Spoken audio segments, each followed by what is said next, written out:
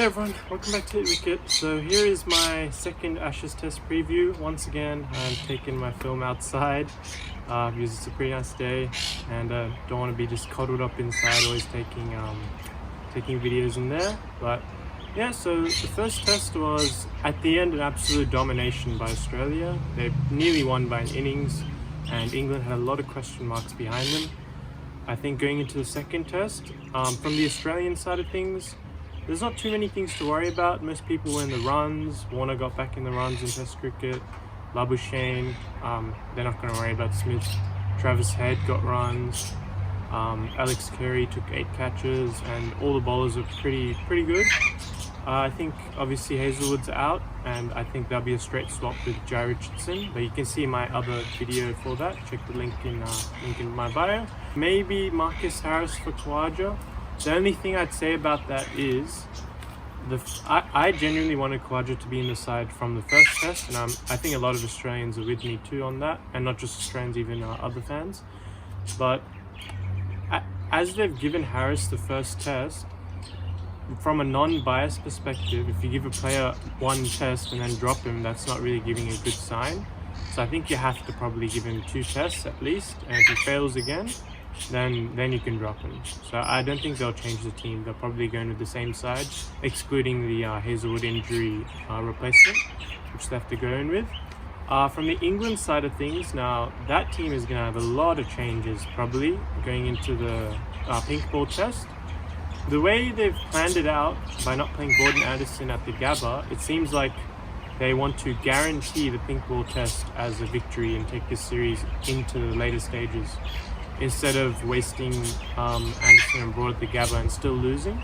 I do see an aspect of it, but that's a negative sort of mindset to be in, to think that we know we're going to lose the first test, so we're just going to guarantee that we win the second. But they've done it, so it's too late to change now. So Anderson and Broad will come straight in. Now, who'll change will be an interesting factor.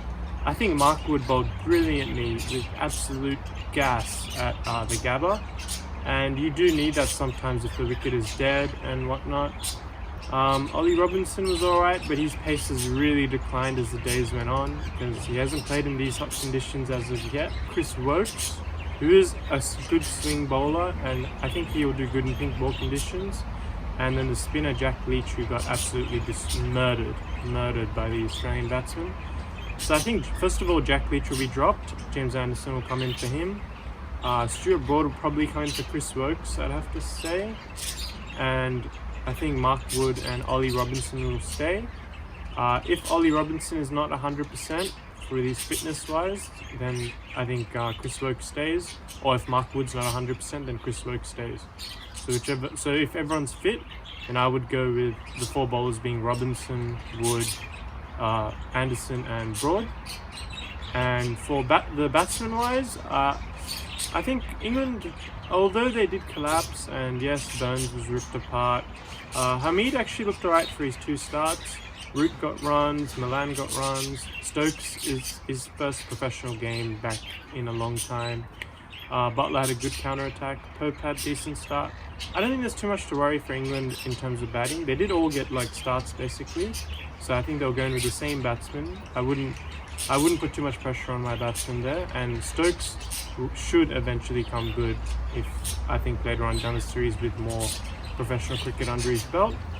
So yeah, I think England will go into the 4 seamers for the pink ball, and my predictions is that I still think Australia will get it done.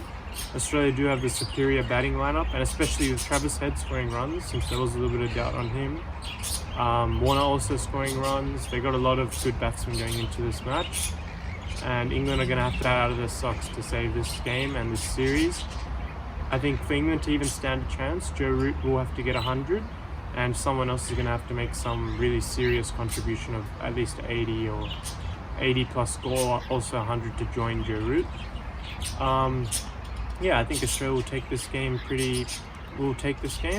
This is Stark's forte, the pink ball test. So hopefully he can perform well. Let me know what you think will happen in the pink ball test. What are your predictions? What do you think England's chances are? Do you think they can bounce back? Or will this be another clean sweep by the Aussies in Australia? Let me know. And until next time, I'll see you guys later.